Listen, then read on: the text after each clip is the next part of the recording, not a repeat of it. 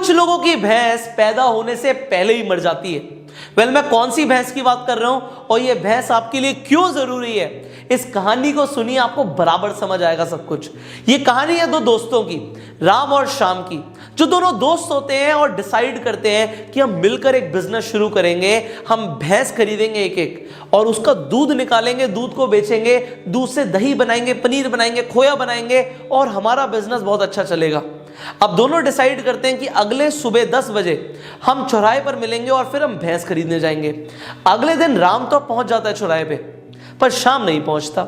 अब राम शाम का इंतजार करता है, 1 घंटा निकल जाता है, 2 घंटे निकल जाते हैं, 3 घंटे के बाद राम को लगता है कि शाम को इंटरेस्ट नहीं होगा इस बिजनेस में, तो वो नहीं आया।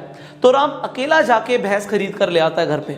अब राम भैंस की बहुत सेवा करता है, दूध निकालता है, दूध से वो मिल्क प्रोडक्ट्स बनाता है, बेचना शुरू करता है, मुनाफा होना शुरू करता है और वो जो कमाई करता है उसे री इन्वेस्ट करता है अपने बिजनेस में।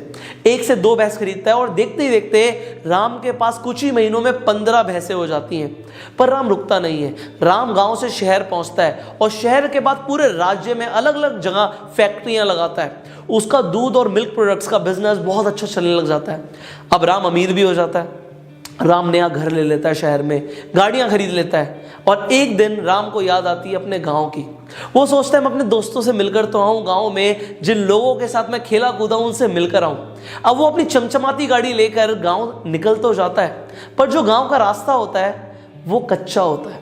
उसकी गाड़ी फंस जाती है एक जगह, वो रेस दे रहा होता है, टायर घूम तो रहा है बट मिट्टी को पीछे फेंक रहा है। एक आदमी चाहिए जो गाड़ी को धक्का लगा पाए। अब राम गाड़ी से बाहर निकलता है, वो देखता है इधर उधर कि कोई आदमी दिख जाए, तो उसे एक आदमी दिखता है एक पेड़ के नीचे छाये में आराम करता हुआ। अब राम आवाज लगाता है, हेलो एक्सक्यूज मी, क्या आप मेरी मदद कर सकते हैं? अब वहां से कोई रिस्पॉन्स नहीं आता। राम गाड़ी को बंद करके उस आदमी की तरफ जाता है। आदमी की तरफ जाके क्या देखता है, अरे ये तो श्याम है। श्याम तूने क्या हालत कर रखी है अपनी, क्या बना रखा अपने आप को? श्याम कहता है बाबूजी आप कौन? श्याम इमेजिन नहीं कर पाता कि राम कभी सक्सेसफुल भी होगा, वो कभी सूट बूट में उसके सामने आएगा, वो गाड़ी का मालिक बनेगा। वो इमेजिन ही नहीं कर पाता आदमी कौन है। श्याम सोचता है राम तो मेरे साथ यहाँ पे घूमता था, उसके पास तो 1-2 भैंसें होती थी, बस यही तो था, फिर वो कहां पे बढ़ गया उसे कुछ नहीं पता। पर अब राम बोलता है, अबे श्याम एक बात बता, ये बात मेरे दिमाग में बहुत बार खटकती है। जब मैंने बोला था सुबह सुबह तू आजा चौराहे पे, हम भैंस खरीदने जाएंगे, तू आया क्यों नहीं? मेरा बिजनेस देख कितना बढ़िया चल रहा है, आज मैं इतना बड़ा आदमी बन गया हूं क्योंकि एक दिन हमने वो काम शुरू करने का डिसीजन लिया था, तूने नहीं किया, और देख तू कहां पर है और देख मैं कहां पर हूं। अब तू क्यों नहीं आया, पहले मुझे ये बता। श्याम बोलता है बड़ी धीमी आवाज में कि भाई उस दिन मैं घर गया, मैंने अपनी बीवी से डिस्कस भी किया कि हम भैंस खरीदेंगे, पर मेरी बीवी ने बोला तुम भैंस खरीद तो लोगे, पर भैंस को कोई बीमारी हो गई, भैंस मर गई तो। राम हंसने लग जाता है। श्याम कहता है भाई जो तूने काम शुरू ही नहीं किया, तू पहले ही नेगेटिव सोचने लग जा।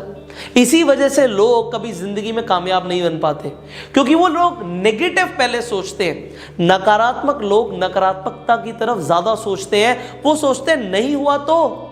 नाकामयाबी की निशानी है कि हम नेगेटिव सोचें। और पॉजिटिव लोग क्या सोचते हैं, let's give it a shot, अगर हो गया तो क्या होगा। आपको जिंदगी में हो सकता है कोई इंसान एक बिजनेस के बारे में बताए,